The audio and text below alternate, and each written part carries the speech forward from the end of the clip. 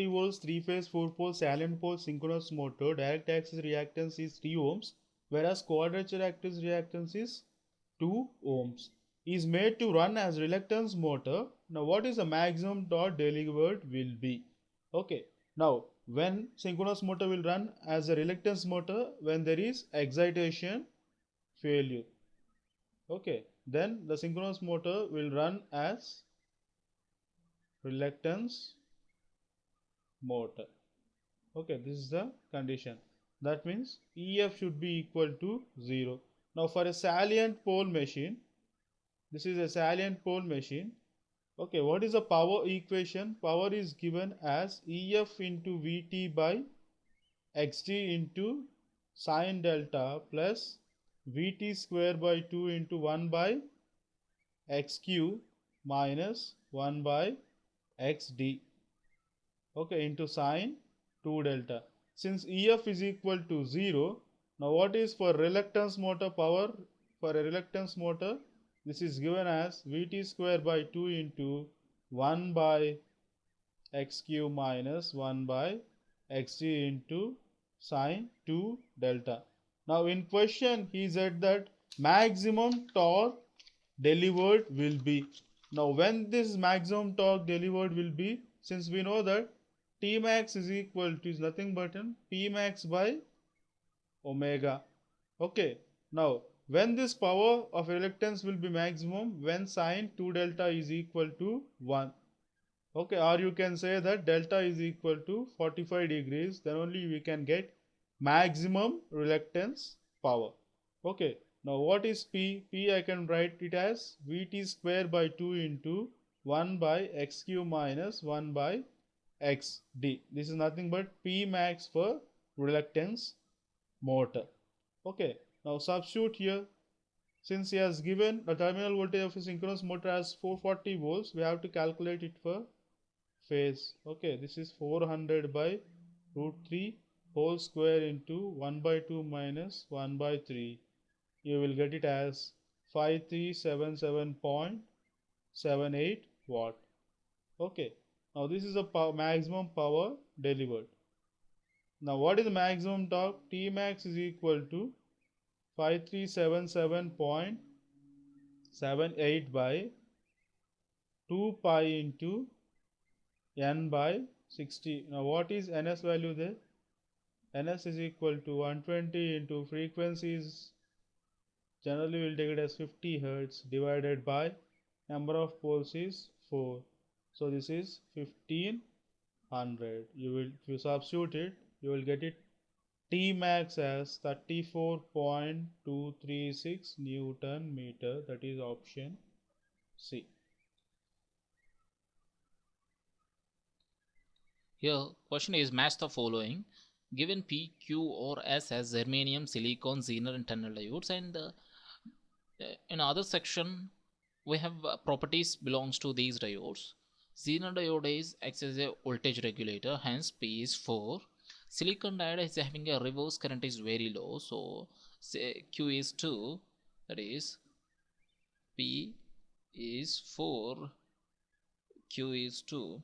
Comes to Zener diode, it is heavily doped as well as excellent conduction. Comes to Zener diode, it is a voltage regulator. Germanium, first one is P is germanium diode, forward cut-in voltage is less, so is P is 3. Sorry. Now comes to Zener diode, R is, it acts as a voltage regulator, which is 4. So S comes to S. Tunnel diode, it is heavily doped as well as excellent conduction in reverse bias direction. That is option B is correct. Circuit test conducted on 50 Hz 220 by 2200 volts 10 kVA transformer gives the following reading by open circuiting the high voltage side. Okay, V0 is equal to 200 volts, I0 is 2 amperes, W0 is 240 watts. Calculate the magnetizing reactance, revert to high voltage side. Okay, now what is X low voltage winding? That is reactance of low voltage winding, V0 by I0 into sine phi naught, since high voltage side is open circuited. Okay, we are performing we are keeping the equipment on LV side since HV side is open circuited.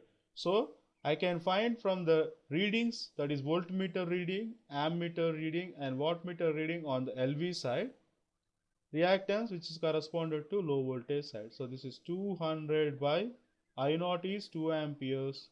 Sin phi naught is given as sine times of, okay, what is its value? What is the value of sine phi naught? We have to calculate that one.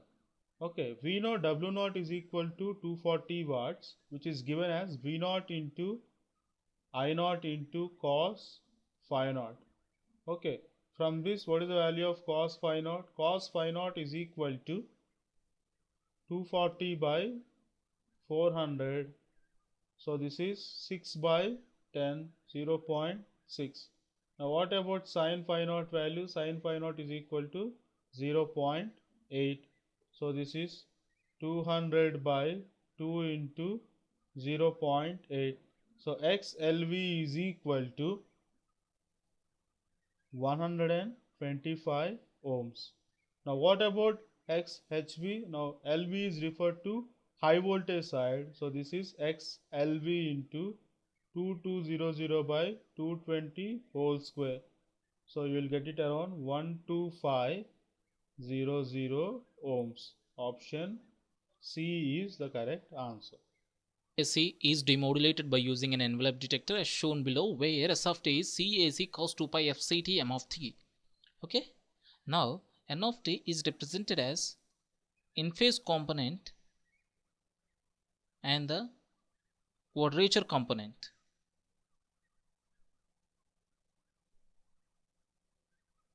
So S of t plus N of t is equals to, that is x of t CAC M of t plus Ni of t cos 2 pi FCT minus NQ of t sin 2 pi FCT. So y of t is nothing but absolute value of x of t, which is CAC M of t plus Ni of t whole square plus NQT under root. So NQ of t is less than Ni of t. So y of t is nothing but absolute value of CAC M of t plus Ni of t. Hence option B is correct.